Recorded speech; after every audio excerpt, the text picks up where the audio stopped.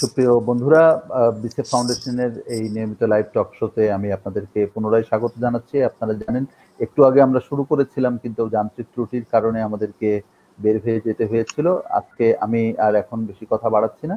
আমরা আজকে কথা বলবো কৃষির যান্ত্রিকীকরণ এবং কৃষির আধুনিকীকরণ নিয়ে।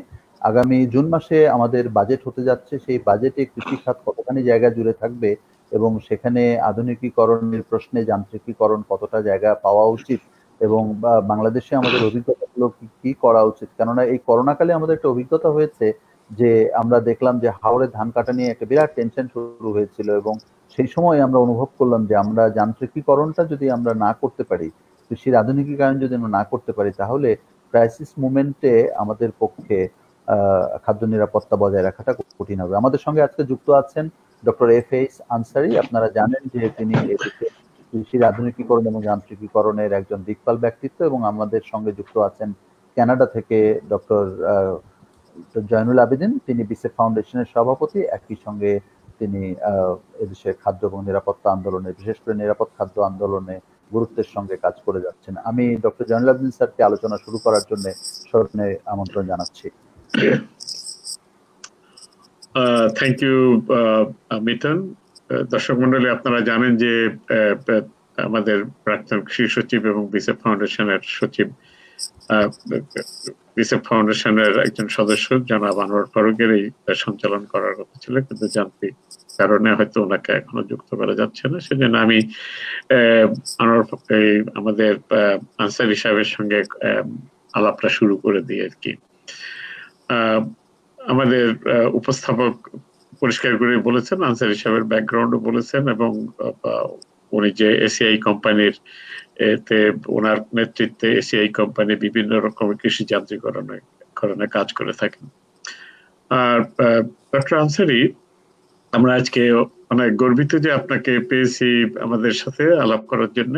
আজকে বিশেষ করে আমরা আলোচনা করতে চাচ্ছি যে কৃষি এবং তার আধুনিকায়নের জন্য এবং কৃষকের উন্নতির জন্য এবং দেশের খাদ্য নিরাপত্তার জন্য যান্ত্রিকীকরণটা খুবই জরুরি।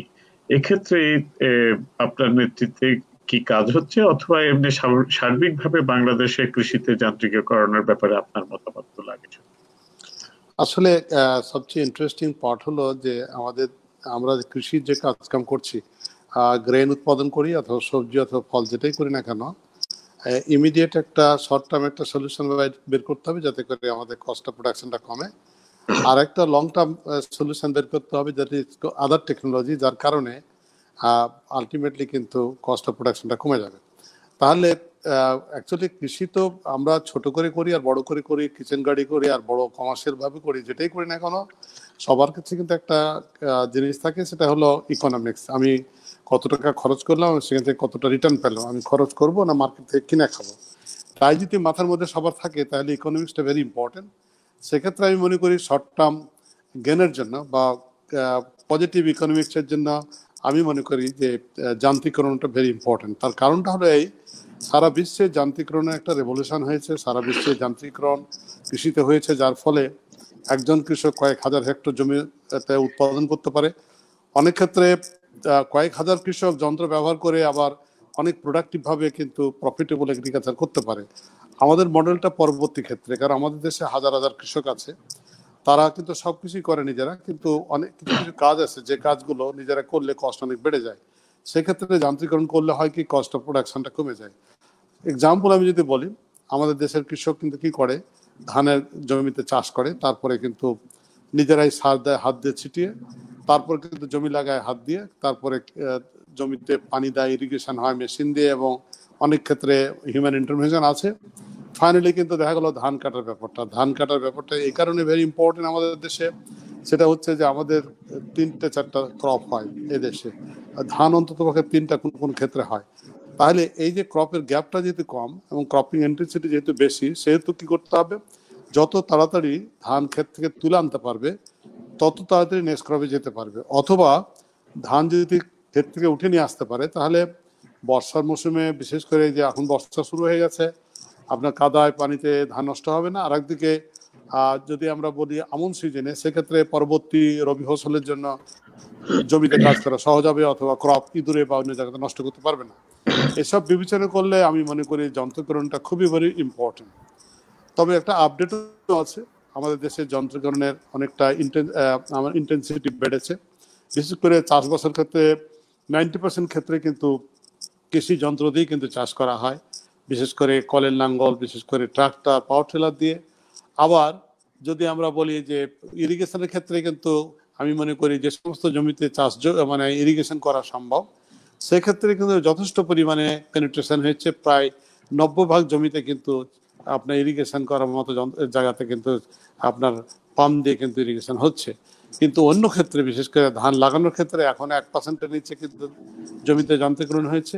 ধান কাটার ক্ষেত্রে এর আগে ছিল 1% মতো, এবারে হয়তোবা যেভাবে কৃষি যন্ত্রপাতি দেওয়া হলো তাতে কিছুটা বেড়ে হয়তো 5-6% জমিতে কিন্তু কৃষি যন্ত্রকরণ হয়েছে, বিশেষ করে ধান কাটার ব্যবস্থাটা হয়েছে। তো সর্বদিক চিন্তা করলে একদিকে হলো কস্ট অফ প্রোডাকশন কমানোর জন্য খুব ইম্পর্টেন্ট, আরেকদিকে হলো কনভেনিয়েন্সি। কারণ অনেকেই কিন্তু আজকাল জমিতে এত কাদা পানিতে এত গরমের মধ্যে কাজ করতে চাচ্ছে না, সেদিক থেকে কিন্তু কৃষি যন্ত্রকরণ কিন্তু যথেষ্ট ইম্পর্টেন্ট, বা আমরা মনে করি আমাদের দেশের কৃষক এটাকে ইম্পর্টেন্ট মনে করছে। Thank you.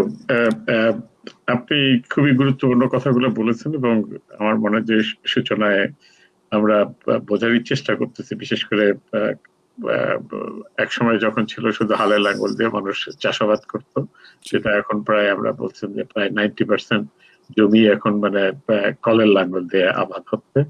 তো এটার সাথে সাথে ইরিগেশনের হচ্ছে এবং হারভেস্টিং এ শুরু হচ্ছে, কিন্তু আরো অনেক ক্ষেত্রে আসলে কৃষি যান্ত্রিকরণ কিন্তু হচ্ছে। যেরকম আপনার ড্রাই সিজন ক্রপের হারভেস্ট ড্রাই সিজন ক্রপ সব ক্রপের ধানেও আপনার মাড়াই যন্ত্রগুলো অনেকগুলো এসেছে, উইনোয়িং হচ্ছে আজকাল অনেক কোনো কিছুতে, এবং আস্তে আস্তে আপনার ট্রান্সপ্লান্টিং এবং গমের বীজ বপন এগুলোর ক্ষেত্রেও কিন্তু কৃষি যন্ত্রের আবির্ভাব আস্তে আস্তে। তো ওইগুলোর আমরা কত দূরে যাচ্ছি, কি অবস্থা? আপনি যেটা বলেছেন খুব ভালো একটা জিনিস, কারণ অনেক ক্ষেত্রে আমরা যদি দেখি যে হারভেস্টিং এর কথাটা, তখন আমরা মোস্টলি কিন্তু ধানকে মিন করি। ধান বাদেও কিন্তু অন্যান্য ফসল আছে, বিশেষ করে গম কাটা এবং মাড়াই কিন্তু খুব কঠিন একটা কাজ, এবং অনেক ক্ষেত্রে কিন্তু যারা আমাদের দেশে মাঠে যারা কাজ করে গম কাটার কাছে, তারা করতে চায় না কাজটা, কারণ গমের কিন্তু যথেষ্ট মানে শক্ত ডাঁটা, এবং এই ক্ষেতের মধ্যে বসে কাজ করাটা খুব কঠিন। আবার ভুট্টার ক্ষেত্রে কিন্তু আরো মারাত্মক প্রবলেম, কারণ একটা অনেক বড় একটা গাছ, অনেক লতা পাতা, অনেক পাতা ছিল, পাতা শুকিয়েছে, কাঁচা আছে, এর মধ্যে দিয়ে দুটো ছড়া বা একটা ছড়া আছে, সেটাকে নিয়ে এসে ওর ভিতর থেকে কিন্তু কবটাকে ছড়িয়ে ভিতর থেকে আবার গ্রেন বের করা এত সহজ কাজ না। সেক্ষেত্রে একটা আমি মনে করি কৃষি যন্ত্রের কারণে একটা বড় স্কোপ আছে। তারপরেও আমরা অনেক ক্ষেত্রে আমরা দেখছি আলুর ক্ষেত্রেও কিন্তু কৃষি যন্ত্রকরণ হচ্ছে। সেক্ষেত্রে পাওয়ার টিলার বা ট্রাক্টরের সাথে আপনার অ্যাপ্লায়েন্সেস অ্যাড করে আলু লাগাচ্ছে, আলু তুলছে, এই কাজটা হচ্ছে। তার কারণ সেখানেও কিন্তু আলু কিন্তু চাষ করা অনেক ব্যয়বহুল, কারণ বীজের দাম একদিকে বেশি, আর একদিকে হচ্ছে মাটি অনেক বেশি পরিমাণে মাটি নড়াচড়া করতে হয়, তারপরে কিন্তু আলু লাগাতে হয়, সেক্ষেত্রে কিন্তু যথেষ্ট খরচ আছে। আবার ইদানিংকালে আমরা দেখছি কিছু কিছু আমি বলবো বাণিজ্যিক কৃষি হচ্ছে, সবজি চাষ হচ্ছে, বিশেষ করে বাঁধাকপি, ফুলকপি, ব্রকলি সমস্ত লাগাচ্ছে, সেখানেও কিন্তু হারভেস্টিং এর জন্য যন্ত্রীকরণ দরকার আছে। আবার আমরা দেখতে পাচ্ছি অর্চার্ড হচ্ছে প্রচুর পরিমাণে নর্থ বেঙ্গলে, বাংলাদেশে ফলের বাগান, বিশেষ করে আমের বাগান, পেয়ারা বাগান, লেবু বাগান, অন্যান্য বাগান হচ্ছে। এইসব বাগানের মধ্যে কিন্তু ঘাস তোলার জন্য বা ঘাস আপনাকে মাটিকে নড়ানোর জন্য কিন্তু আপনার যদি ছোট ছোট হ্যান্ড ট্রাক্টর ইউজ করা হচ্ছে। তো আমি মনে করি সর্বক্ষেত্রে কিন্তু আস্তে আস্তে এই যন্ত্রীকরণটা আগাচ্ছে। তার মানে মাঠ ফসল থেকে আস্তে আস্তে কিন্তু সবজিতে, এবং আমরা দেখতে পাচ্ছি ফলের মধ্যে কিন্তু কৃষি যন্ত্রীকরণ হচ্ছে। আবার আমরা আরেকটা জিনিস খেয়াল করে দেখেছি যে বিশেষ করে গরুর ঘাস যেসব জায়গাতে উৎপাদন করে, সেখানে গরুর ঘাস তুলে এটাকে কেটে কুচি কুচি করে গরু খাওয়ার উপযোগী করে দেওয়া, সেক্ষেত্রে কিন্তু যন্ত্রকরণের যথেষ্ট ব্যাপক ব্যবহার শুরু হয়েছে। তো ওভারঅল আমি মনে করব যে স্কোপ অনেক বেশি আছে, কিন্তু আমাদের পেনিট্রেশনটা তত বেশি হয়নি। আমি একটু আগে যেটা বলার চেষ্টা করছিলাম, চাষবাস এবং ইরিগেশন ছাড়া ততটা পেনিট্রেশন হয়নি, কিন্তু এই পেনিট্রেশন কিন্তু আস্তে আস্তে হচ্ছে। আমাদের একটা জিনিস মাথায় রাখতে হবে যে দিজ আর অল টেকনোলজি, এইসব টেকনোলজি প্রথমত হলো অ্যাডপ্ট করতে হবে, অর্থাৎ এই টেকনোলজিগুলো দেশের কিন্তু বাইরের ক্রপের জন্য, বাইরের অ্যাগ্রোনমি প্র্যাকটিসের জন্য ডেভেলপ করা আছে। এগুলোকে বাংলাদেশ উপযোগী করে আপনাকে অ্যাডাপ্ট করতে হবে। আমরা যে কাজটা করেছি, আমরা যে ইয়ানমার কম্বাইন হারভেস্টারটা দিয়েছি, গত 3 বছর আগে এটা আমদানি করেছি। আমদানি করা পরে বাংলাদেশ কৃষি বিশ্ববিদ্যালয়ের, কৃষি প্রকৌশল বিশ্ববিদ্যালয়ের প্রফেসরদের সাপোর্ট নিয়ে আমরা বিভিন্ন জমিতে এটাকে ব্যবহার করে দেখেছি। কোথাও যেমন পানি কাদা আছে, 6 ইঞ্চি পানি আছে, অথবা ধান পড়ে গেছে, অথবা ধান খাড়া আছে, আবার দেখেছি যে এলোমেলো ভাবে ধান লাগানো আছে, আবার ধানের আল আছে। এত কিছু চিন্তা করে কিন্তু আমরা এই প্রোডাক্টটাকে ডেভেলপ করেছি, যার জন্য এটা একটা প্রিসিশন টেকনোলজি হচ্ছে। হলেই তো শেষ না, 1 বছর আগে কৃষক এটা ব্যবহার করে দেখেছে, এবছর আর একটু ভালো করে ব্যবহার করে দেখলো, এবং যত ক্যাপাসিটি বিল্ড করছে, যত ট্রেনিং হচ্ছে, তত কিন্তু মানুষ শিখছে। তো আমাদের একটা জিনিস মাথায় রাখতে হবে, কৃষি যন্ত্রপাতি ব্যবহার মানে না যে রাতারাতি সবকিছু হয়ে যাবে। এটা ক্যাপাসিটি বিল্ড করতে হবে, এটাকে শিখতে হবে, এটাকে লোকালি অ্যাডাপ্ট করতে হবে, এবং এটাকে প্রচুর পরিমাণে ডেমনস্ট্রেশন করতে হবে, এবং এর লোকাল সার্ভিস থাকতে হবে, সো দ্যাট যাতে করে এটা নষ্ট হলে সাথে সাথে রিপেয়ার করা যায়। তাহলে কিন্তু এই কৃষি যন্ত্রপাতির ব্যবহারটা আস্তে আস্তে আগাতে থাকবে। যেভাবে আজকে ধানে যেভাবে গতি পেয়েছে, এই গতিটা পাবে। আমরা যে ফার্ম অপারেশনস এর কথাগুলো বললাম, যে আমরা বলতেছি যে জমি চাষ থেকে আরম্ভ করে হারভেস্টিং, উইনারিং, বিভিন্ন ক্ষেত্রে আপনার কৃষি যন্ত্রের ব্যবহারের কথা শুনছি। এটা কৃষির উপরে একটা সরাসরি উৎপাদন বা উৎপাদন ব্যবস্থাপনা একটা পজিটিভ ইম্প্যাক্ট আছে, কিন্তু এটা দ্বারা আমাদের অর্থনীতিতে, বিশেষ করে যে রুরাল এমপ্লয়মেন্ট অথবা আনএমপ্লয়মেন্ট, এগুলোর ভিতরে আসলে কি ধরনের প্রভাব পড়তে পারে? কারণ অনেকের ধারণা যে এই মুহূর্তে আমরা যদি বড় বড় হারভেস্টার চালু করি, তাহলে আমাদের অনেক শ্রমিক হয়তো তার কর্মক্ষমতা হারায় ফেলবে, কাজের সুযোগ হারায় ফেলবে। কিন্তু আমরা সেটাও চাই না যে মানুষ আসলে কাজের সুযোগ হারায় ফেলবে। এক্ষেত্রে আপনার অভিমত কি? Very interesting question. এই প্রশ্নটা আপনি যখনই এই প্রশ্নটার সম্মুখীন হয়েছি, তখনই আমি কিন্তু খুব আগ্রহ করে এটা উত্তর দেওয়ার চেষ্টা করেছি, কারণ এটা একটা মারাত্মক সোশ্যাল প্রবলেম, এবং এটা একটা বিরাট পারসেপশনের ব্যাপার আছে। কারণ আমরা যারা শহরে বাস করি, অথবা যদিও আমরা হয়তো এগ্রিকালচার বা কৃষিতে পড়াশোনা করেছি, অথবা শহরে আমরা কৃষি সম্পর্কে দেখছি, শুনছি, সবারই একটা ধারণা আছে, আতঙ্ক আছে, যে দেশে যদি কৃষি যন্ত্রপাতি আসা শুরু হয়ে যায়, তাহলে দেশের ওয়ার্কার কি করবে। আমাদের দেশের একটা স্ট্যান্ডার্ড স্ট্যাটিস্টিক্স আছে যে 2000 সালে কৃষি শ্রমিকের সংখ্যা ছিল 60%, আর 2019 সালে এটা সংখ্যা ড্রপ করে হয়ে গেছে 40%। এই যে 20% শ্রমিক কিন্তু মাঝখানে নেই। এখন তাহলে এই 20-25% শ্রমিকের কাজটা কে করবে? 2000 সালে আমাদের যে ক্রপিং ইন্টেন্সিটি ছিল, আর 2020 সালে ক্রপিং ইন্টেন্সিটি কিন্তু অনেক ডিফারেন্স। তার কারণ হলো আমরা এখন মাল্টি ক্রপ করি, আমরা একই জমিতে 2 বা 3 বার ধান করি, একই জমিতে ধান করি, আলু করি, ধান করি, ধান করি, গম করি, ধান করি, এসব করি। তাহলে তো লেবারের দরকার। 2 নম্বর হলো এই লেবার গেল কোথায়? 20%। অ্যাকচুয়ালি আমাদের ওয়ার্কার কিন্তু শহরে শিফট করেছে মোস্টলি, কারণ গার্মেন্টস ইন্ডাস্ট্রিতে আসছে, অনেকেই কিন্তু রিক্সা চালায়, অনেকে আসছে আপনার বিল্ডিং ইন্ডাস্ট্রিতে আসছে, এইভাবে বিভিন্ন কারখানাতে আসছে, যার কারণে লেবারটা শর্ট হয়েছে। এখন আমি যদি একটা সাধারণ হিসাব বলি, আমি ধান নিয়ে বলছি এই কারণে যে ধানের স্ট্যাটিস্টিক্সটা প্রায় সবাই বুঝে, এবং ভেরি স্ট্যান্ডার্ড স্ট্যাটিস্টিক্স। আমাদের বড় সিজনে ধান হয় প্রায় 5 মিলিয়ন হেক্টরে, অর্থাৎ 50 লক্ষ হেক্টর জমিতে। আমরা যদি বড় সিজনে আমরা হিসাব করে দেখেছি যে 40% লেবার শর্ট হয় এই হারভেস্টিংয়ে এবং ধান লাগানোর ক্ষেত্রে। এখন এই 40% লেবার শর্ট মানে হলো এই যে আমরা প্রায় 2 মিলিয়ন হেক্টর জমিতে ধান কাটা লেবার উপযুক্ত সময় বা উপযুক্ত লেবার পাচ্ছি না। তাহলে কি হচ্ছে? ধান কি কাটা হচ্ছে না? ধান কিন্তু কাটা হচ্ছে। ধান কি লাগানো হচ্ছে? ধান কিন্তু লাগানো হচ্ছে।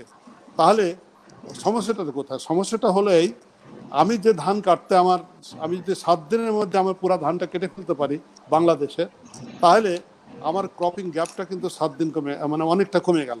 এখন যদি এটা 30 দিনে কাটি আমরা, বিকজ লেবারের জন্য ওয়েট করে করে, তাহলে প্রায় আমি 22-23 দিন আমি সময় নষ্ট করে ফেললাম। এখন টাইম তো মানি। এখন 22-23 দিন সময় নষ্ট করার মানে হলো অন্য ফসল একটা জো চলে গেল। হয়তো উপযুক্ত কোনো একটা ফসল করতাম, সেটা না করে অন্য শর্ট লাইফ যে সমস্ত ফসল করছি। তাহলে এই 2 মিলিয়ন হেক্টর জমিতে কি হবে? ধান লাগানো লেবার লাগবে, অথবা মেশিন লাগবে, অথবা 2 মিলিয়ন হেক্টর জমিতে ধান কাটা লেবার লাগবে, অথবা মেশিন লাগবে।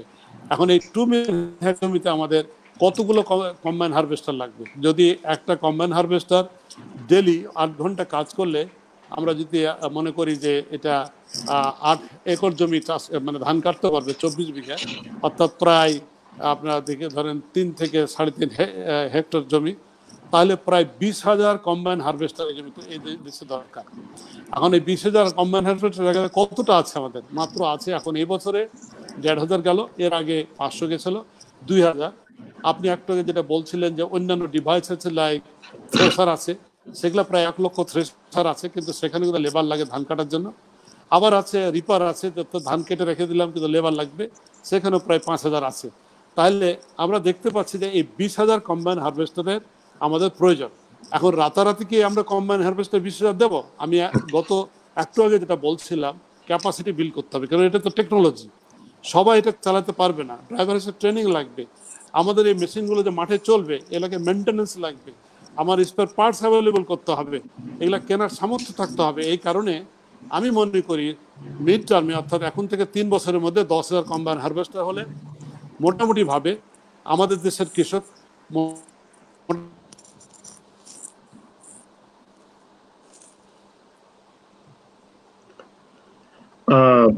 আমার মনে হয় আমরা লিংকটা হারিয়ে ফেলেছি। তো যদি আমরা দিতে পারি তাহলে 20,000 কম্বাইন হারভেস্টার হলে আমাদের এই যে লেবার শর্টেজটা আপাতত সেটেল করা যাবে। তার মানে না যে লেবার শর্ট থাকবে না, এরপরে কিন্তু সাবসিকুয়েন্টলি 5 বছর পর আরো লেবার শর্ট হয়ে যাবে। ধান লাগানোর ক্ষেত্রে কি হবে? ধান লাগানোর ক্ষেত্রে আমরা যে মেশিন দিয়ে ধান লাগাই, সে মেশিন দিয়ে কিন্তু একদিনে 8 একর জমি কিন্তু ধান লাগাতে পারে। সেখানেও প্রায় 30 থেকে 40 হাজার ধান লাগানোর যন্ত্র লাগবে। এই ধান লাগানোর যন্ত্র পরিমাণ এখন মাঠে কিন্তু মাত্র 200-300 আছে, সেটাও কিন্তু আমাদেরকে কিন্তু অ্যাড করতে হবে। তার কারণ 40% লেবার শর্ট মানে হলো 2 মিলিয়ন হেক্টর জমিতে ধান লাগাতে ওয়ান টাইম। আমি জানি আপনি ধানের বিজ্ঞানী, আপনি ভালো জানেন যে আমরা যদি অগাস্ট মাসের আমরা যদি আমন ধান যদি আমরা 10 দিন বা 15 দিন দেরি করে লাগাই, তাহলে কি হবে? ধান যেহেতু আলোক সংশ্লেষণে যেহেতু গ্রো করে, সেক্ষেত্রে কিন্তু নভেম্বর ডিসেম্বরের দিকে সূর্যের আলো কমে গেলে তখন কিন্তু ফলন কমে যেতে থাকে। আবার বড় সিজনে যদি আমরা দেরি করে লাগাই, তাহলে কি হবে? এই যে এখন তো বর্ষা শুরু হয়ে গেছে, তখন কিন্তু বর্ষায় পড়ে গেল। তার মানে ধানটাকে যদি ঠিকমতো আমরা লাগাইতে পারি, তাহলে একদিকে লাভ হবে এই যে ধানের ফলনটা ভালো হবে, আর একদিকে লাভ হবে এই মেশিন দিয়ে ধান লাগালে কস্ট 70% সেভ হবে, এবং আপনার যে উইন্ডোটা তৈরি হবে, ইন্টারক্রপিং গ্যাপটা, উইন্ডোটার কারণে আউসের একরেজটা বাড়ানো সম্ভব হবে। ইদানিংকালে ভালো ভালো আউস ভ্যারাইটি আসছে, সেগুলো লাগানো যাবে। তার মানে ওভারঅল আমি যে দুটো এক্সাম্পল দিলাম, এখান থেকে বোঝা যাচ্ছে যে আমাদের দেশে অ্যাকচুয়ালি লেবার শর্ট আছে আমাদের ধান লাগানোর ক্ষেত্রে এবং হারভেস্ট করার ক্ষেত্রে, বিশেষ করে ধানের ক্ষেত্রের জন্য 40% লেবার শর্ট আছে। আনোয়ার ফারুক ভাই কি আসছেন? জি, আমি আছি। শুনতে পাচ্ছেন আনসারী ভাই? আনসারী ভাই শুনতে পাচ্ছেন? তাহলে আমি কন্টিনিউ করি। আপনি একটা জিনিস কিন্তু মানে আমাদের আজকের আলোচনাটা আর একটু, আমাদের দর্শকেরা অনেকে অনেক রকমের প্রশ্ন করতেছে, আমরা সেখানে আসবো, কিন্তু একটা জিনিস আর একটু মানে আপনার অভিমতটা জানতে চাচ্ছিলাম যে এই কৃষি যান্ত্রিকরণে একদিকে যে কৃষি শ্রমিক আসলে হয়তো বা কিছুটা ডিসপ্লেস হতেও পারে। শুনতে পাচ্ছি না। আমারটা শুনতে পাচ্ছেন কি আনসার ভাই? আমারটা ক্যান ইউ হিয়ার মি? না। Can you hear me? No. আমার একটা সাজেশন হচ্ছে যে আজকে আনোয়ার ফারুক স্যার বক্তা হিসেবে থাকুক, সুতরাং আমার মনে হয় যে সাবেক কৃষি সচিব হিসেবে কৃষি যান্ত্রিকীকরণের বিষয়ে স্যার অনেকগুলো আইডিয়া শেয়ার করতে পারবেন, যেটা ডক্টর আনসারী যদি কখনো না থাকে, তাহলে আমার মনে হয় যে আনোয়ার ফারুক স্যারও কিছু প্রশ্নের জবাব দিতে পারেন। আমি জিজ্ঞাসা করি, আনসারী শুনতে পাচ্ছেন? শুনতে পাচ্ছেন না? আমি একটু আনোয়ার ফারুক সাহেবকে জিজ্ঞাসা করি যে আমাদের আনসারী সাহেব উনি বলছিলেন যে মানে লেবার আসলে যে ডিসপ্লেস হওয়ার যে একটা নোশন আছে, সেটা হয়তো অতটা ইম্প্যাক্ট তৈরি করবে না, কিন্তু আমার যে ধারণা যে কৃষি যদি যান্ত্রিকীকরণ হয়, তাহলে কি এই অন্য জায়গায় কি আসলে জব ক্রিয়েশন হবে কিনা এই রিলেটেড ইস্যুতে, সেই এইটা যদি কৃষি যন্ত্র ব্যবসায় বা নানান ধরনের ইয়েতে সেগুলোতে ব্যবসায় সুযোগ সৃষ্টি হবে কিনা, কর্মসংস্থান হবে কিনা, সে ব্যাপারে আপনার কি ধারণা? ধন্যবাদ। আসলে এটা কিন্তু একটা চেঞ্জটা ইজ এ রেগুলার প্রসেস। একসময় আমরা ট্রেডিশনাল ছিলাম, নাঙ্গল দিয়ে করেছি, এখন ট্রাক্টরে করি। আমাদের কিন্তু গরুর অভাব হয় নাই। আমরা যখন নাঙ্গল থেকে আমরা যখন ট্রাক পাওয়ার টিলার আসছি, অনেকে ভেবেছিল যে কৃষকরা বেকার হয়ে যাবে, হয় না। তারপরে আমাদের লেবার ক্রাইসিস আছে। সুতরাং মেকানাইজেশন হইলে যে লেবার সারপ্লাস হবে এটা আমি মনে করি না। এটা কারণ এক একটা ধাপ এগোতে থাকবে, আরো নতুন নতুন কাজ হবে। বাট এখানে আনসারি ভাই যেটা বলছিলেন, আনসারি সাহেব, যে আপনার মেকানাইজেশন আমরা করবো, বাট বড় সমস্যাটা আমার কাছে হলো যে আমরা যখন ট্রেডিশনাল থেকে কমার্শিয়ালে যাচ্ছি, মেকানাইজ হচ্ছি, হোয়াট ইজ দ্য এফোর্ট? আমার ফার্মার কি সেটা এফোর্টটা নিতে পারবে কিনা, সে অ্যাবিল করতে পারবে কিনা সুযোগটা? যেমন একটা হারভেস্টার কিনতে আজকে 28 থেকে 30 লক্ষ টাকা লাগবে বা 25 লক্ষ টাকা লাগবে, সরকার 14 বা 15 লক্ষ টাকা সাবসিডি দিবে, বাকি টাকাটা কৃষককে দিতে হবে। কিন্তু বাংলাদেশের কোন কৃষক আছে বছরে 10 লক্ষ টাকা ধার করে? তাহলে আমার মেশিনটা দিয়ে আমি করবোটা কি? আমি 3 দিন বা 4 দিন ধান কেটে বাকি সময় কি করবো? একটা গ্যাপ থেকে যায়। সুতরাং এই জন্য আমরা যে জিনিসটা বলছিলাম, এবং আনসার ভাই আমাকে তো শুনতে পাচ্ছে না, বাট আমাদের যেটা রিকোয়েস্ট ছিল এসি এর কাছে, যে আপনি শুধু মেশিন বিক্রি করবেন না, আপনি টেকনোলজি দিবেন। You create people, service provider create করতে হবে, যেখানে শিক্ষিত যুবকরা থাকবে, কৃষকরা থাকবে, অ্যাডভান্স ফার্মাররা থাকবে, যারা আপনার হারভেস্টার থাকবে, ট্রান্সপ্লান্টার থাকবে, স্প্রেয়ার থাকবে, সব মেশিন নিয়ে তারা সার্ভিস প্রোভাইড করবে। এটা আমাদের কৃষি ক্লাব হতে পারে, ব্যক্তিগত পর্যায়ে হতে পারে, এন্টারপ্রিনার হতে পারে। কারণ একজনে ধানের মেশিন কিনে কোনো লাভ নাই, কিন্তু সে যদি একটা মেশিন কিনে, হারভেস্টার কিনে একটা এলাকাতে কাজ করে, তাহলে তারও যেমন ইনকাম হবে, কৃষকরা বেনিফিটেড পাবে। এবং এই ধরনের সার্ভিস প্রোভাইডার আমাদের তৈরি করতে হবে, both for harvesting, at the same time machine রক্ষণাবেক্ষণ করা, সার্ভিস দেওয়া, মেনটেন্যান্স করা, প্রচুর কাজ আছে আমাদের। আমরা মনে করি যে এখানে প্রচুর আরো জব ক্রিয়েশন হবে যখন আমরা মেকানাইজ করব। আর আপনি যখনই কমার্শিয়াল এগ্রিকালচারে যাবেন, তখন কিন্তু without mechanization you can not. আপনি চিন্তাও করতে পারবেন না যে আপনি মেকানাইজেশন ছাড়া কিভাবে কমার্শিয়াল করবেন। সো কমার্শিয়ালে গেলে আপনাকে মেকানাইজ করতে হবে। বাট কমার্শিয়াল এগ্রিকালচারে একটা যেটা সমস্যা হলো, যে এখন আমরা যেটা দেখছি, যে আমি কমার্শিয়াল এগ্রিকালচার করছি, আমি দেশকে বেশি ফলন দিচ্ছি, প্রতি বছরই বাম্পার ফলন করছি, কিন্তু আমি কৃষক কিন্তু মরে যাচ্ছি। প্রতি বছরই আমি উৎপাদিত পণ্যের দাম পাচ্ছি না। আমরা দেখেছি যে কমার্শিয়ালাইজেশন এফেক্টে ভারতে যদি দেখেন যে প্রতি বছরে আপনার কয়েকশো কৃষক আপনার সুইসাইড করতে বাধ্য হয়, যখন তার দেনা শোধ করতে না পারে, ব্যাংক ঋণ শোধ করতে না পারে, জমি ফসল বিক্রি না হলে। আমাদের দেশে এই অবস্থা এখন না আসলেও হবে। এখন আমরা হয়তো বেঁচে গেছি, কারণ আমাদের কৃষকের কেউ না কেউ দেশে বিদেশে থাকে, এটা ফরেন রেমিটেন্স আসে বলে সেই লোনটা এখনো অ্যাবজর্ব করে সে টিকে আছে। কিন্তু এটা কতদিন? এখন যখন মেকানাইজেশন আপনি যাবেন, হিউজ ইনভেস্টমেন্ট করবেন, আপনি কমার্শিয়াল এগ্রিকালচার করবেন, যদি সেই ফসল মার্কেটে আপনি ঢুকতে না পারেন, তাহলে কিন্তু এটা বিপদ। সুতরাং এটা কিন্তু একটা লিঙ্ক। আমরা মনে করি টোটাল জিনিসটার সাথে লিঙ্ক থাকতে হবে। আমাকে আপনি মেকানাইজ করেন, আপনি আমাকে কমার্শিয়ালে নেন, এট দ্য সেম টাইম আমার উৎপাদিত পণ্য বিক্রির একটা স্পেসটা রেডি করে দেন, সো দ্যাট আমি যা উৎপাদন করবো তা বিক্রি করে যাতে আমি আমার পুঁজিটা ফিরে পেতে পারি। সেটা কিন্তু খুব ইম্পর্টেন্ট, আমাকে মনে রাখতে হবে। এখানে এই মুহূর্তে আমাদের এক শ্রোতা জিজ্ঞাসা করছেন, কৃষি যান্ত্রিকীকরণের উদ্যোক্তা তৈরি, ঋণ প্রাপ্তি একটা বড় বিষয়, এই বিষয়ে আপনারা কি ভাবছেন? হ্যাঁ, এটাই আমি বলছিলাম, এটাই আমার উত্তরটা, যে আমরা যে বর্তমানে সরকার এখন যে 4% ঋণ দিচ্ছে, এই 4% হারে যে ঋণ দিচ্ছে, এই ঋণটা দিয়ে কিন্তু উদ্যোক্তা তৈরি হইতে পারে। মেশিন কিনে সে নিজে একটা সার্ভিস প্রোভাইডার হতে পারে, সে নিজে মেনটেন করতে পারে, সে নিজে ধান কেটে দিতে পারবে, সে ধান লাগাতেও পারবে। এটা টোটাল সিস্টেমটাই তার কাছে থাকতে পারে। আমরা মনে করি এই ঋণ প্রাপ্তির সুবিধা আছে, এটাকে এবিল করতে হবে। এটা ওভারঅল মানে যান্ত্রিকীকরণের ওভারঅল দেশীয় অর্থনীতিতে একদিকে তো কৃষির উপরে আপনারা বলছেন যে একটা পজিটিভ ইম্প্যাক্ট তৈরি করবে, কিন্তু এবং তার লেবার ফোর্স ইত্যাদি, তার জন্য জব ক্রিয়েশন হয়তো হবে, সেগুলো বলছেন, কিন্তু ওভারঅল দেশীয় অর্থনীতিতে এটার গুরুত্বটা কি, ইনফ্লুয়েন্স হতে পারে? বলেছেন, আপনার যদি ধান সময় মতো আপনি কেটে না আনতে পারেন, যে লস হলে, এটা কিন্তু দেশের জন্য লস। আপনি 1 কেজি ধান উৎপাদন করে যে লস হবে, বাট 1 কেজি ধান যখন আমদানি করবেন 1 কেজি চাল, তার জন্য আপনাকে কত পরিমাণ ফরেন এক্সচেঞ্জ বিয়ার করতে হবে, সেটা আপনি চিন্তা করেন।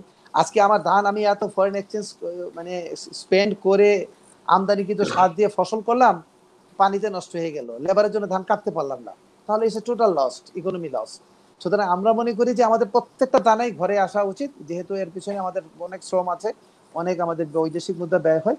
এইটা যখন ঘরে আসবে তাহলে আমি সাকসেস। সুতরাং এটা ইকোনমিতে এটার রোলটা হলো এই যে আপনি মেকানাইজ করলে দ্রুত করবেন, আমাদের লেবার ফোর্সটা অন্য জায়গায় কাজ করতে পারবে, সে আদার্স মার্কেটিং এ কাজ করতে পারবে, সে এটাকে আপনার ট্রান্সফরমেশনে নতুন এভিনিউজ গুলোতে কাজ করবে। শুধু কৃষক ফসল করতেও লাভ নেই, এটা বাজারে নিতে হয়, কেউ না কেউ বাজারে নেবে, বিক্রি করবে, এটা অ্যাগ্রো প্রসেসিং এ যাবে, এই নতুন নতুন আরো ক্ষেত্র সৃষ্টি হবে।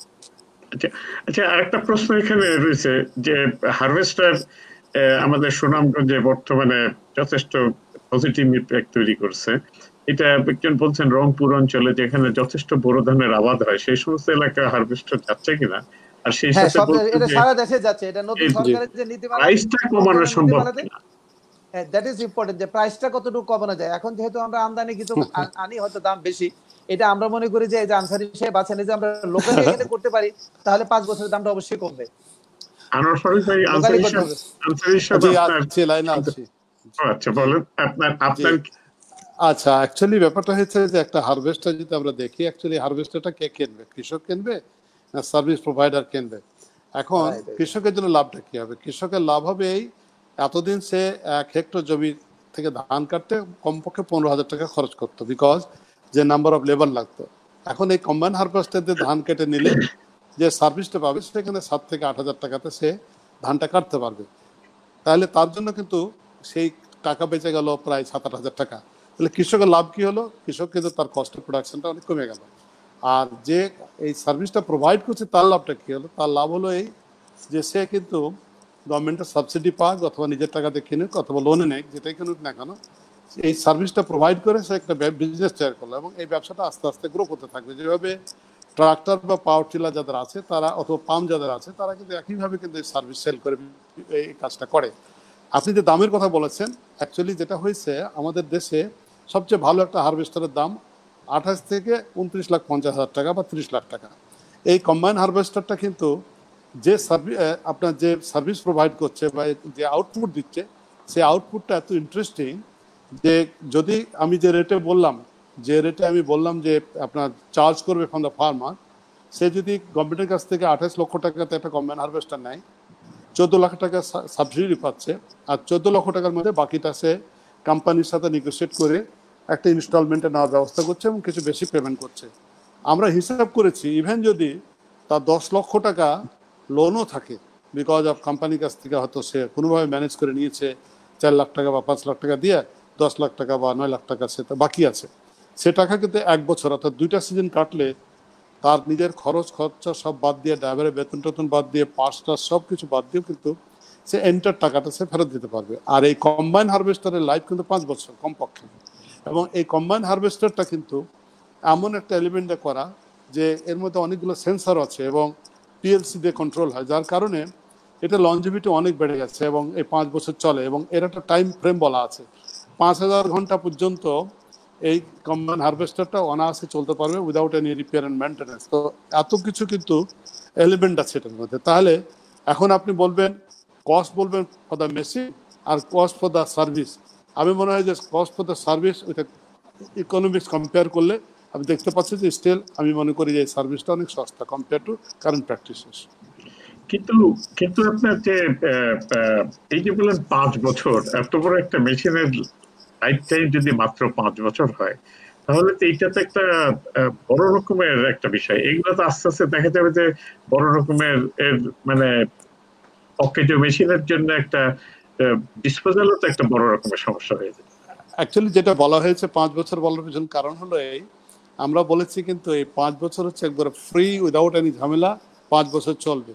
আপনি জানেন যে একটা ট্রাক্টরের লাইফ কিন্তু 5 বছর বলা হয়, আমাদের দেশে একটা ট্রাক্টর কিন্তু 20 বছর ইউজ করে, কমপক্ষে 10 বছর ইউজ করে। পাওয়ার টিলারগুলো কিন্তু চায়নাতে বানানো হয়েছে 3 বছরের জন্য। আমাদের দেশে 3 বছর ব্যবহার করার পর ইঞ্জিনটা বদলিয়ে দেয়, তারপর আরও 3 বছর চলে, তারপর ইঞ্জিনটা বদলিয়ে দেয়, আরও 3 বছর চলে, তারপর চাকা বদলায়, এইভাবে চলতে থাকে। সো অ্যাকচুয়ালি এইভাবেই চলবে। তবে এটাও ঠিক যে অফকোর্স একসময় তো স্ক্র্যাপ হবে। স্ক্র্যাপটা কি হবে? অফকোর্স যেভাবে গাড়ির স্ক্র্যাপগুলোকে ট্রিট করা হয় সেটাও কম্প্রেস করে প্রেসার দিয়ে গলিয়ে তখন তো যে সমস্ত রিরোলিং মালি ব্যবহার হবে, এটাই কিন্তু একটা সিস্টেম বা প্রসেস। কিন্তু আপনাদের দুজনের কাছে আরেকটা প্রশ্ন এখানে আমাদের ডক্টর মনোয়ার হোসেন উনি জিজ্ঞাসা করছেন, বলছেন our lands are fragmented due to land tenure ইত্যাদি এটসেট্রা। ওইখানে আসলে লার্জ মেশিনারি এই যে কম্বাইন হারভেস্টার এই ধরনের যন্ত্র ব্যবহারের প্রস এন্ড কনস কি? এটা এখন যে মেশিন আমরা ব্যবহার করি একদমই ছোট মেশিন, এগুলো একদম এটা একদম আমাদের 50 স্কয়ার ফিটের মধ্যে ধান কাটা যায়। এই মেশিনগুলো একদমই ছোট, ইটস এ ভেরি হ্যান্ডি। আচ্ছা আচ্ছা, আমি একটু আগে যেটা বলছিলাম যে আমাদের এই মেশিনটা 3 বছর আগে বাংলাদেশে আনা হয়েছে।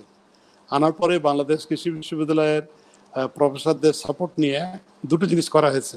একটা হলো টার্নিং রেডিয়াস চেঞ্জ, ওনাদের সাজেশন নিয়ে, যার কারণে আমরা 15 ডিসিমেল জমিতে ধান কাটতে পারি। আর একটা টর্কের চেন আনা হয়েছে। টর্কের কারণে হয়েছে কি আমাদের দেশে আলগুলো 6 ইঞ্চি থেকে 1 ফিট উঁচু হয়, যার জন্য দেখবেন এই কম্বাইন হারভেস্টের চাকা কিন্তু নর্মাল গাড়ির চাকার মতো না, ট্রামের চাকা, ট্যাঙ্কের চাকার মতো, যার কারণে 1 ফিট 1.5 ফিট জমিতে কিন্তু ক্রস করতে পারে। সো দুটো প্রবলেম সলভ। থার্ড অন হলো যে আমাদের এই যে জমির কথা বলা হলো, জমিতে যদি কাদা থাকে সেটারও আমরা ব্যবস্থা করছি, কারণ আমাদের লজিক্যালি বৃষ্টি হলে কাদা হবে জমিতে। আবার যদি পানি থাকে 6 ইঞ্চি সেটারও কিন্তু ব্যবস্থা করা হয়েছে। আবার ধান কিন্তু পড়ে যায় আমাদের দেশে বাতাস হলে, সে ধান কিভাবে কাটবে সেটারও ব্যবস্থা করা হয়েছে। আমাদের দেশে খড়ের দাম আছে যথেষ্ট ভালো কোনো কোনো জায়গাতে, আবার কোনো কোনো জায়গাতে খড়ের কোনো দাম নাই। ইন্টারেস্টিংলি এই মেশিন দিয়ে খড়গুলোকে কেটে এমনভাবে লাইন করে রেখে যায় যে তখন কিন্তু এই খড়গুলোকে তুলে বেঁধে আঁটি বেঁধে কিন্তু এগুলোকে শুকিয়ে রাখা যেতে পারে।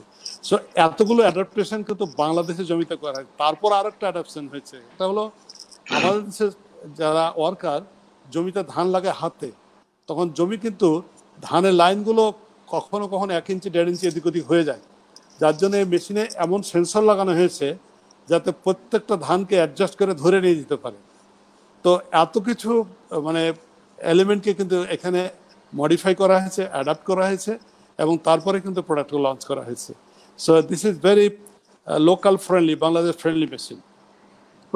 এখন এটা আমি একটা পুরানো প্রশ্ন যাই, আনসার হিসেবে ওই সময় ছিলেন না, পুরানো প্রশ্নটা আবার আমি করতে চাই যে ওভারঅল একটা তো আমরা আলাপ করতেছি যে কৃষির উপরে আপনি তাড়াতাড়ি কাটলে কৃষকের খরচ কম হবে এবং তাড়াতাড়ি কাটলে পরবর্তী ফসলটা লাগাতে সুবিধা হবে, ফলে অনেক এলাকায় হয়তো 2 ফসলের জায়গায় 3 ফসল করা যাবে, এই সমস্ত সুবিধাগুলো আছে।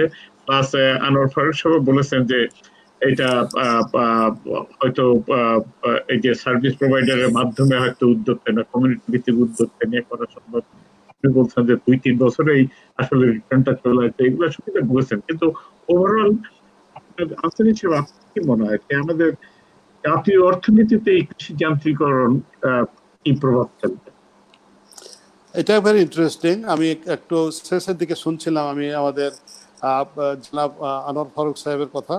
উনি কিন্তু ক্লিয়ারলি বলেছে যে আমাদের দেশে আমরা যে ধান বা যে ফসল উৎপাদন করি এটা হলো কষ্ট অর্জিত একটা ফসল, এবং এটাতে অনেক ফরেন কারেন্সি আছে, লোকালও আছে, এটা তো পার্ট অফ দ্য ইকোনমি। তারপরে হলো সবচেয়ে ইন্টারেস্টিং, আমরা এসডিজি গোলের কথা যদি বলি, সেখানে কিন্তু পরিষ্কার বলা আছে যে আমাদের অ্যাক্টিভিটি বাড়াতে হবে এবং কৃষকের ইনকাম বাড়াতে হবে। এই দুটো কথা কিন্তু ভালো করে বলা আছে। এবং এসডিজি গোলটা তো প্রাইমারিলি ফোকাস করা হয়েছে আমাদের এই জাতীয় অর্থনীতির কথা চিন্তা করে, বা এগ্রিকালচার অর্থনীতির কথা, এগ্রিকালচার পার্টটা নিয়ে। এখন আমাদের দেশে যদি আমরা যদি ফসল উৎপাদন করতে পারি লো কস্টে, তাহলে ফসলটা তো কম্পিটিটিভ হলো, কারণ পৃথিবী তো খোলা। কম্পিটিটিভ না হলে কী হবে, বাইরে থেকে ফসল আসা শুরু হয়ে যাবে। যেভাবে কিছু কিছু ফসল বিশেষ কিছু কিছু ফলও আসে বাইরে থেকে। তাহলে যদি আমরা আমাদের ফসল লো কস্টে উৎপাদন করতে পারি, তাহলে আমাদের বেশি কস্টে কিন্তু অনেক খাবার আনতে হবে না বিদেশ থেকে, আমাদের অনেক খাদ্য আনাটা কমে যাবে এবং সেখান থেকে ভালো কিছু করা সম্ভব। ভুট্টার কথা ভাবি আমরা দেশের প্রায় 60% ভুট্টা বিদেশ থেকে আমদানি করতে হয়। তার কারণ হলো কস্ট কিন্তু এবং ইকোনমিক্স।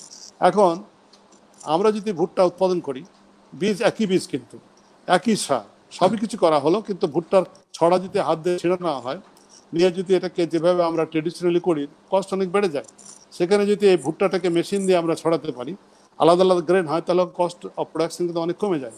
এটা কিন্তু জাতীয় অর্থনীতিতে বা জিডিপিতে ডাইরেক্টলি কন্ট্রিবিউট করছে। ইভেন আমাদের হিসাবে দেখেছি আমরা, কেউ যদি আপনার ট্রাক্টর দিয়ে চাষ করে বা দিয়ে পাওয়ার টিলার দিয়ে, কেউ যদি জমি লাগায় মেশিন দিয়ে, মানে আপনার ট্রান্সপ্লান্টার দিয়ে, কেউ আবার যদি কেউ পানি দেয় পাম্প দিয়ে, আর যদি কেউ আপনার করে মানে যদি ধান কাটে, সব কিছু মিললে কিন্তু 30% কস্ট রিডাকশন ভেরি ইজি, মানে নেট কস্ট অর্থাৎ আজকে যে ধান বিক্রি করছে কৃষক, এবছরের একটু দাম বেশি, গতবারে তো লোক অনেক সাফার করলো, কত করে 18-19 টাকা কেজি ধান বিক্রি করেছে, কিন্তু এই সব কিছু অ্যাক্টিভিটিস করলে কিন্তু 13 থেকে 14 টাকাতে ধান উৎপাদন করা সম্ভব। তারপরও কৃষক কিন্তু 30% প্রফিটে কিন্তু ধানগুলো বেচতে পারে। অর্থাৎ আমাদের দেশের যে অর্থনীতি, আমাদের সস্তায় কিনে খেতে হবে, সস্তায় প্রোডাকশন করতে হবে। আমরা যদি সস্তায় প্রোডাকশন করতে পারি, আমরা প্রফিটেবল হব এবং সস্তায় বিক্রি করতে পারবো, আমাদের দেশের গরিব মানুষও কিন্তু কিনে খেতে পারবে। এটাই হলো আমাদের অর্থনীতি। কিন্তু আমি আমার কথা কি শুনতে পাচ্ছেন আনসারি? জি জি, পুরো শুনছি। আচ্ছা, ওকে। আমার একটা প্রশ্ন আপনাকে, আমার একটা প্রশ্ন হলেই যে আমরা এই মানে বাংলাদেশে তো প্রাইভেট সেক্টর 20 বছর আগেও ছিল না, এই মডার্ন এগ্রিকালচার আসলো, ইরিগেটেড এগ্রিকালচারের সাথে সাথে প্রাইভেট সেক্টর আমাদের অভ্যুদয় হলো। আপনারা জানেন ফার্টিলাইজার ম্যানেজমেন্ট, পেস্টিসাইড ইউজ করতেছেন, এগুলো ভালো। তো দুটো প্রশ্ন। একটা বিষয় হলো আপনার কাছে, আমরা যে জিনিসটা করি, যেহেতু আমরা বিসেফ ফাউন্ডেশন, আমরা মনে করি যে আমরা নিরাপদ খাদ্য চাই, সেখানে আমাদের এই যে হার্মফুল পেস্টিসাইডের ব্যবহার আপনারা কিভাবে কমাতে পারে আমাদেরকে ভালো পেস্টিসাইড দিতে পারেন, বায়ো পেস্টিসাইডের কোনো সুযোগ আছে কিনা, নাম্বার 1। আর নাম্বার 2 হলো যে as a private sector investor, কারণ আমাদের গভর্নমেন্টের লোকজন প্রাইভেট সেক্টরকে একটা কম্পিটিটর মনে করে যে আপনারা খুব প্রফিট করেন, you are earning huge profit, money making জন্য আপনারা আসছেন দেশে। So how comfortable you are feeling in this business with the government people and government system? Right, দুটো প্রশ্ন। প্রথমটা হলো আমাদের ক্রপ প্রোটেকশন। অ্যাকচুয়ালি যদি আমাদের ফসল যদি কোনো আপনার ফাঙ্গাসে অথবা উইডে অথবা ইনসেক্টে যদি ডিস্ট্রয় করে, এটা থেকে প্রোটেকশন আমাদের করতে হবে, নাহলে আমরা যা ইনভেস্টমেন্ট করলাম সেটা তো ক্ষতি হয়ে যাবে। এখন ইস্যুটা হলো আমরা যে উইডিসাইড খেতে দিই অথবা যে আমরা পেস্টিসাইড, বিশেষ করে ফাঙ্গিসাইড এবং ইনসেকটিসাইড যেটা দিই, সেটার অ্যাকচুয়ালি অবস্থাটা কি। আমাদের বাংলাদেশে এটা কিন্তু নিয়ন্ত্রণ করে কৃষি মন্ত্রণালয় এবং আমাদের খামার বাড়িতে এর জন্য আছে, মানে কৃষি সম্প্রসারণ বিভাগের সাথে একটা উপবিভাগ আছে। এখন এখানে আমাদের পেস্টিসাইডটা কিন্তু রেগুলেট হয় একটা ভেরি টাইট কন্ট্রোল রুলসে, এবং এই ভিত্তিতে কিন্তু যেটা হয়েছে আমাদের দেশে হু ক্লাস 1-এ যেটা হাইলি টক্সিক পেস্টিসাইড, এটা কিন্তু ব্যান করে দেওয়া হয়েছে, এবং এটা আজকে না, আজ থেকে 15-16 বছর আগে। এখন পর্যন্ত যে সমস্ত পেস্টিসাইড ভারতে ব্যবহার হয়, আমাদের দেশে সেটা ব্যবহার হয় না। লাভটা কি হলো? লাভটা হলো এই হু ক্লাসিফিকেশনটা কিসের ভিত্তিতে করা হয়? এটা করা হয় প্রাইমারিলি LD50, লিথাল ডোজ 50, অর্থাৎ 1 কেজি একটা ইঁদুরের কিল করতে কতটুকু পেস্টিসাইড লাগে সেটার উপর নির্ধারণ করে কিন্তু এটা নির্ধারিত হয়। সো দেখা যায় যে ম্যামালের উপর লো টক্সিক যে প্রোডাক্টগুলো বাংলাদেশ, যেগুলো ইনসেক্টের উপর কাজ করে, সেগুলোতেই কিন্তু আমাদের দেশে পেস্টিসাইডকে ডিটারমাইন করে দেওয়া হলো। তারপরে দুটো এলিমেন্টকে কনসিডার করা হয়। এমআরএল হলো ম্যাক্সিমাম রেসিডু লিমিট। এই পেস্টিসাইডের কেমিস্ট্রিটা এমন যাতে করে অ্যাপ্লাই করলে কত কুইকলি এটা ধুয়ে যাবে অথবা নষ্ট হয়ে যাবে অথবা পানিতে অ্যাবজর্ব হয়ে মানে নিউট্রাল হয়ে যাবে, সেটাও কিন্তু কনসিডার করা হয়। আবার আরেকটা জিনিস কনসিডার করা হয় ADI, অ্যালাউয়েবল ডেইলি ইনটেক। অর্থাৎ এই পেস্টিসাইড যদি কেউ কোনোভাবে মানে ফসলে যদি রেসিডু থেকে যায়, এটা খাওয়ার পরে হিউম্যান বডিতে কতটা টলারেন্স লিমিট আছে এবং সেটা কত করা হয়। সো একদিকে LD50, একদিকে ADI, একদিকে MRL, এই তিনটা এলিমেন্টকে কনসিডার করি কিন্তু আমাদের দেশে পেস্টিসাইডগুলোকে অ্যালাউ করা হয় মার্কেট করতে, এবং সেটাই করা হচ্ছে। যার কারণে আমাদের দেশে পেস্টিসাইডের ব্যবহার খুব বেশি না থাকলেও আমাদের দেশে পেস্টিসাইড ব্যবহার করে কৃষক কিন্তু বেনিফিটেড হচ্ছে। এটা হলো একটা পার্ট। আর সেকেন্ড কোশ্চেনটা ছিল, আপনি বলেছিলেন, আবার একটু কাইন্ডলি রিপিট করবেন। না, এই যে আমরা মনে করি যে প্রাইভেট সেক্টরে আপনারা মার্কেটিং এর জন্য আসলে you are making huge profit, আপনারা কম্পিটিটর, সরকারের কম্পিটিটর একটা, রাইট। এসেনশিয়ালি আমাদের ডিপার্টমেন্টগুলো মনে করে বাংলাদেশের সরকার তো আমাদের এদেশের পাবলিক নিয়ে, বিজনেসম্যান নিয়ে, এদেশের কৃষক নিয়ে, সবাইকে নিয়ে আমরা কিন্তু এদেশের একটা অংশ। আমরা কিন্তু যারা কাজ করি, আমরা কি করি? আমরা সার্ভিস প্রোভাইড করি। এখন আমি যদি বলি আমার মিশন কি, আমাদের কোম্পানির মিশন কি, আমাদের কোম্পানির মিশন হচ্ছে, আমরা বলি improve the quality of life of people through responsible application of technology and skill. তাহলে responsible application of technology skill দিয়ে আমরা এটা করছি। এখন আমরা সিগারেটের ব্যবসা করি না বা আর্মসের ব্যবসা করি না। এখন আমরা কি করি? কৃষির ব্যবসা করি, ওষুধের ব্যবসা করি, আমরা স্বপ্ন দোকান আছে, আমাদের রিটেল আমাদের আছে, কনজিউমার ব্র্যান্ডের ব্যবসা আছে। এখন কৃষি ব্যবসার মিশন হচ্ছে wealth creation for the farmer, এবং এই মিশনের উপর ভিশন হচ্ছে আমরা we are providing complete solution to the need of the farmer. এখন তাহলে আমাদের পারপাসই হলো সোসাইটি। আমরা ফার্মারের যে নিড আছে তার সলিউশন প্রোভাইড করছি। এখানে সরকার বা প্রাইভেট কোম্পানি বলে কোনো কথা নাই। এখানে হাউ ইস্যুটা হলো comfortable you are in this business, how comfortable you are? Very much comfortable. আপনি তো আমাদের সেক্রেটারি মহোদয় ছিলেন, আপনার সাথে প্রচন্ড কমফোর্ট আমাদের হয়েছে। আপনি ট্রেন্ড সৃষ্টি করেছেন, ওই ট্রেন্ডটা এখনো বাড়ছে। ইস্যুটা হলো যে আমরা যারা অপারেটর, আমাদের কমিউনিকেশন ক্যাপাবিলিটি কত, হাউ আমাদের সোশ্যাল ইন্টারাকশন কেমন হয়, আমরা কতটা সাপোর্টিভ, আমাদের মাইন্ড কতটা ক্লিয়ার, আমাদের মিশনটা কি, ভিশন কি, আমরা কিন্তু এইসব নিয়ে কিন্তু আমরা কাজ করি। যার কারণে সুবিধা হয়েছে যে আপনাদের সাথে কথা বলেছি, তখন আপনি কথা শুনেছেন, এখনো শোনেন। এখনো সরকারের সাথে যারা আছেন, যদিও পাবলিকের দেশের সরকার, কিন্তু সরকারের সাথে যারা আছেন আমাদের উপরে ট্রাস্ট আছে। আমরা এমন কিছু করি না যাতে করে সরকারের কোনো রকম ভাবমূর্তি নষ্ট হয় অথবা সোসাইটির কোনো ক্ষতি হয় বা ইকোনমিকে লস করে। অ্যাকচুয়ালি উইন উইন ফিলোসফি নিয়ে আমরা কাজ করছি। আমি আরেকটু ছোট্ট প্রশ্ন আছে আপনাদের দুজনের কাছেই হয়তো। এই যে মেকানাইজেশন বা ফার্ম মেশিনারি ইত্যাদি নিয়ে কথা হচ্ছে, এগুলো আগামী বাজেটে আসলে কি ধরনের প্রস্তাবনা আমাদের দরকার যাতে করে কৃষককে আরো কম মূল্যে এই মেশিনগুলো পেতে পারে, বা অথবা যান্ত্রিকীকরণটা আগায় যেতে পারে, তার জন্য আসলে কি প্রস্তাবনা? আমি বলি দেখ, ফার্স্ট এটা হলো যে, শুনতে পাচ্ছেন ভাই? উত্তরটা হলো এই যে সরকার কিন্তু গত বছর বাজেটে বলেছিল যে ৩,০০০ কোটি টাকা প্রণোদনা দিবে। আপনি জানেন যে ইতিমধ্যে কৃষি মন্ত্রণালয় ৩,০০০ কোটি টাকার বড় প্রকল্প বাস্তবায়নের জন্য রেডি করেছে, যারা পরিকল্পনা কমিশনে আছে। এটা আগামী বাজেট থেকে কাজ শুরু হবে। আমরা মনে করি যে এই প্রকল্পটি যখন বাস্তবায়ন হবে তাহলে মেকানাইজেশনে প্রচুর অর্থ আসবে এবং এটা 5 বছর মেয়াদী প্রকল্পটা চললে একটা, আনসারী সাহেব যেটা প্রথমে বললেন যে আগামী 5 বছরে আমার 20,000 মেশিন লাগবে, আমরা তো 20,000 দিতে পারবো না কৃষি মন্ত্রণালয়, বাট একটা 1,005 থেকে 7,000 মেশিন রেখে যাওয়াটা সুযোগ হবে আগামী 5 বছরে।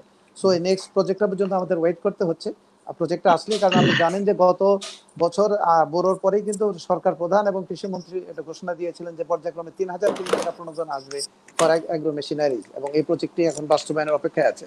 এটা আসলে হয়ে যাবে। আমরা মনে করি যে বর্তমান সরকার কৃষি বান্ধব সরকার এবং এই বিষয়ে সরকার যথেষ্ট চেষ্টা করছেন। এবং আপনি দেখেন যে এবছরও যে প্রাথমিকভাবে 100 কোটি টাকা বরাদ্দ ছিল, যখনই আপনার করোনার কারণে কিন্তু মাননীয় প্রধানমন্ত্রী আরো 100 কোটি টাকা বাড়িয়ে দিলেন ফর মেকানাইজেশন, এবং 7 দিনের মধ্যে টাকা চলে আসছে বিকজ অফ ইমার্জেন্সি। এই যে ফিলিংসটা সরকারের, আমরা বলি যে বাংলাদেশের বর্তমান আওয়ামী লীগ সরকারটা হলো একটা কৃষি বান্ধব সরকার, এবং মাননীয় প্রধানমন্ত্রী সরকার প্রধান হিসেবে কৃষির প্রতি যার প্রীতি এবং তার যে মানে একাত্মতা, এটা কিন্তু আমাদের অনেক দূরে এগিয়ে নিয়ে যাচ্ছে। আমরা প্রায় শেষের দিকে চলে আসছি। আমি এই প্রশ্নটার উপরে এবং প্লাস আরো যদি কোনো গুরুত্বপূর্ণ দুই একটা কথা থাকে খুব সংক্ষেপে একটু আনসার হিসাব বলবেন এই প্রশ্নটার, মানে বাজেটের আপনার চিন্তা ভাবনা। আমরা আমাদের বাজেটে অফকোর্স আমাদের তো এক্সপেকটেশন আছে, যদি কোনো কিছু থাকে আর কি সমাপনী বাজেট আছে সবাই মনে করি, এবং কৃষিতে বাজেট নিয়ে ভালো কিছু হলে আমাদের দেশের অর্ধেকের বেশি মানুষ খুশি হয়ে যায়, এবং সেটাই আমাদের এক্সপেকটেশন। তো বাজেটে আমরা যেটা মনে করি যে কৃষি যন্ত্রকালীন পরে প্রচুর জোর দেওয়া উচিত, আর হলো রিসার্চের উপর খুব জোর দেওয়া উচিত। কারণ আমরা রিসার্চ প্রায় বলি, গবেষণায় না করলে খুব মুশকিল। আমাদের আলোচনার প্রথমে আমি বলেছিলাম যে শর্ট টার্মে কৃষি যন্ত্রীকরণ হেল্প করবে কস্ট অফ প্রোডাকশন কমাতে, প্রোডাক্টিভিটি বাড়াতে। মিড টু লং টার্মে কিন্তু রিসার্চে কিন্তু এটা হেল্প করবে, তাছাড়া কিন্তু খুবই ডিফিকাল্ট হবে। তো আমাদের এই দুটো জায়গাতে কিন্তু প্রচুর পরিমাণে ফোকাস করা উচিত। এখন যেটা হয়েছে মেন ফোকাস হচ্ছে ফার্টিলাইজার এবং ইরিগেশনের ওপর। আমরা ফার্টিলাইজারের উপর দেখি যে 9-10 হাজার কোটি টাকা অ্যালটমেন্ট হয়, 5-6 হাজার কোটি টাকা ইউজ হয়, বাকিটা সেভ হয়ে যায়। আমি মনে করি কৃষিতে রিসার্চ করার জন্য আমাদের যথেষ্ট ইনফ্রাস্ট্রাকচার আছে, আমাদের ব্রিলিয়ান্ট সায়েন্টিস্ট আছে, কিন্তু আমি মনে করি এনাফ ফান্ড নাই। রিসার্চে কিন্তু জেনারেসিটি দেখাতে হবে। সেক্ষেত্রে আমি মনে করি যে আমাদের যে টাকাটা সেভ হচ্ছে, যে 4-5 হাজার কোটি টাকা, সেখান থেকে 1,000 কোটি টাকা কিন্তু আবার রিসার্চে দিয়ে দেওয়া উচিত। এটা প্রাইভেট এবং পাবলিক দুই সেক্টরে, কারণ প্রাইভেট সেক্টরে কিন্তু রিসার্চের ক্যাপাবিলিটি অনেক গ্রো করেছে। প্রাইভেট রিসার্চের সুবিধালয়েই দেশ বিদেশে কিন্তু প্রাইভেট রিসার্চগুলো বেশি ডমিনেট করছে, এবং মোস্ট অফ দ্য ইনভেস্টমেন্ট কিন্তু প্রাইভেট রিসার্চ হয়েছে। তাহলে হবে কি, আমি যদি রিসার্চ করতে চাই, ভালো কিছু আউটপুট আনতে চাই, তাহলে আমি প্রাইভেট কোম্পানি কিন্তু অন্য একটা প্রাইভেট কোম্পানিকে অ্যাট্রাক্ট করতে পারবো, কারণ এটা যে বিজনেস, তখন সে আসবে। সেই জন্য এটা করা উচিত। আর সেকেন্ড হলো কৃষি যন্ত্রীকরণের ক্ষেত্রে আমি মনে করি যে এই যে 3,000 কোটি টাকার কথা বলা হয়েছে, এই বাজেটকে রিপিট করে এটাকে কিন্তু ওয়ার্কেবল করা এবং এটাকে যাতে ডিসপাচ করা যেতে পারে ইমিডিয়েটলি, সেটার ব্যবস্থা করা। তাতে শর্ট টার্মে একদিকে কস্ট অফ প্রোডাকশন কমবে যন্ত্রীকরণের ফলে, আর মিড টু লং টার্মে কিন্তু ভালো ভালো ফসল, ভালো ভালো রিসার্চ প্রোডাক্ট আমাদের আসবে, এবং তাতে আমরা বিভিন্ন বৈরী আবহাওয়াতে ডিফিকাল্ট সিচুয়েশনে আমরা আমাদের কিন্তু ফসল উৎপাদন করতে পারবো লো কস্টে। জি, এই এখন কি আনোয়ার ফারুক সাহেবকে সমাপনী একটু সংক্ষেপে মিনিট খানেকের মধ্যে কিছু বলবেন? আনোয়ার ফারুক সাহেব শুনতে পাচ্ছেন না। তো দর্শক মণ্ডলী, আজকে আমার মনে হয় যে আমরা সময়ের প্রায় শেষ প্রান্তে এসে গেছি। আমাদের অনেক ভালো ভালো কথা হয়েছে, হয়তো অনেক কিছু বলার ছিল, সেগুলো হয়তো সময়ের কারণে আমরা শুনতে পারি নাই, আর কিছুটা যান্ত্রিক দুর্যোগের কারণে আমরা আসের হিসাবকে প্রথম থেকে পাই নাই। কিন্তু তারপরেও যে সমস্ত গুরুত্বপূর্ণ কথা হয়েছে সেগুলা খুবই আমাদের আচার বাণী।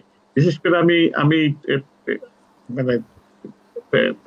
মানে আমি নিজে যেটা পিক আপ করছি সেটা হলো যান্ত্রিকীকরণের ফলে একটা কৃষি উৎপাদন ব্যবস্থাপনায় সরাসরি একটা পজিটিভ ইম্প্যাক্ট আশা করা যাচ্ছে। সেটা হলো যে আমি একটা হলো কৃষকের 30% মতো খরচ কমাই দিতে পারে, আর সেই সাথে হয়তো কোনো কোনো ক্ষেত্রে আরো বেশিও হতে পারে, কমও হতে পারে কিছুটা। আর সেই সাথে হলো যে আপনার ফসলটা যদি বেশ করে হারভেস্টার যদি হয়, আগে যদি তুলতে পারে, ঘরে তুলতে পারে, তাহলে পরে সে আরেকটা ফসল করতে পারে। এটা আমি অ্যাগ্রোনমিস্ট হিসেবে সম্পূর্ণ একমত। আমাদের যে ক্রপিং ইন্টেন্সিটি বাড়ানোর জন্য, আরো বেশি ফসল করার জন্য আমাদের এটা খুবই গুরুত্বপূর্ণ। বিশেষ করে আমি একটা নিচু এলাকায় থাকি, ওখানে দেখছি বোরো ধান কেটে নিয়ে তাড়াতাড়ি করে সেদিনে ট্রাক্টর দিয়ে, পাওয়ার টিলার বা ট্রাক্টর দিয়ে চাষ করে আবার বোনা আমন অথবা পাটের বীজ ছিটাই দিয়ে আসতেছে। এটা আসলে সম্ভব হচ্ছে শুধু যান্ত্রিকীকরণের কারণে। আর একটা জিনিস, এর দ্বারা আসলে একটা কৃষি ক্ষেত্রে একটা বিপুল একটা পরিবর্তন আসা সম্ভব, এবং এটা শুধু কৃষি ক্ষেত্রেই নয়, কিন্তু আমি মনে করি সার্বিক অর্থনীতির কথা কিছুটা আলোচনা ওনারা করেছিলেন। কিন্তু তারপরে আমি মনে করি যে কৃষকের পকেটে যদি পয়সা থাকে, কৃষকের আমাদের আপামর জনসাধারণের পকেটে, বিশেষ করে গ্রাম এলাকায় যদি পয়সা থাকে, উদ্বৃত্ত অর্থ থাকে, সেটা সে খরচ করবে, সে মাটির নিচে পুঁতে রাখবে না। আর যখনই খরচ করবে তখন একটা জুতার দোকান বাড়বে গ্রামের বাজারে, একটা কাপড়ের দোকান হবে, একটা আরেকটা চায়ের দোকান হবে, খাবারের দোকান হবে। মোট কথা এমপ্লয়মেন্ট অপরচুনিটি রুরাল এলাকায় এই উদ্বৃত্ত অর্থ ইকোনমিতে আসলে সচল রাখবে, এবং ফলে যে সবসময় যে আমাদের যে লোক কর্ম হারাবে আশা করছে সেটা নয়, বরঞ্চ কর্ম সৃষ্টি হবে। প্লাস সার্ভিস প্রোভাইডার বাড়তে পারে, ও রিপেয়ার মেইনটেনেন্স এর অনেক দোকান লাগবে। এই সমস্ত জিনিসের নানান কিছুতেই আসলে আমার মনে হয় যে একটা পজিটিভ ইম্প্যাক্ট তৈরি আসবে। 60-এর দশকে যখন আমি কৃষি করেছি তখন রচনা লিখতাম যে কৃষি যান্ত্রিকীকরণ করলে পরে কৃষিতে লোকজন চাকরি হারায় ফেলবে। এখন আমি কত 40-60 বছর পরে দেখছি বরঞ্চ এটা স্টিল কন্টিনিউইং টু, এটা এখনো পজিটিভ ইম্প্যাক্ট তৈরি করতে। তবে আমাদের সব জায়গায় সাবধানতার যাওয়ার দরকার, খালি বিদেশ থেকে বেশি নামদানি নয়। আপনারা যেভাবে করতেন লোকালি রিসার্চটাকে আরো জোরদার করা দরকার, উদ্ভাবন এবং দেশীয়করণ, এইগুলোর মাধ্যমে আসলে, এবং সেটা পাবলিক সেক্টর, প্রাইভেট সেক্টর সবাই একসাথে নিয়ে সেইগুলোর মাধ্যমে আমরা কৃষককে সঠিক যন্ত্র দিতে পারি। শুধু ধান কাটা মারাইয়ের নয়, সব ফসলের জন্যই এটা খুবই গুরুত্বপূর্ণ। আমি আরেকবার আপনাদের আনোয়ার ফারুক সাহেবের জায়গাটা আমি নিয়ে নিয়েছিলাম, কিন্তু আপনাদের দুজনকে খুবই ধন্যবাদ যে আপনারা খুবই মূল্যবান কথা রেখেছেন। আশা করছি ভবিষ্যতে আবার আমরা একসাথে হওয়ার সুযোগ পাবো। Thank you so much.